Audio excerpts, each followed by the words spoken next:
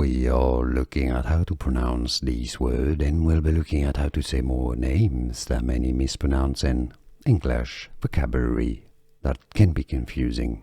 Stay tuned. So in British English, the pronunciation in the UK is as labourer. Lay, b, ra, 3 syllables, and a stress on the first syllable. In the US, however, it's usually said as labourer. Yeah, the middle syllable is skipped, so not labourer, but rather labourer, and then the R's are a bit more pronounced and marked. Labourer in American English, or labourer, labourer in British English, labourer, labourer. Yeah, now you know. Did you get this? Let me know in the comments. Like this video if you found it useful. Appreciate the support.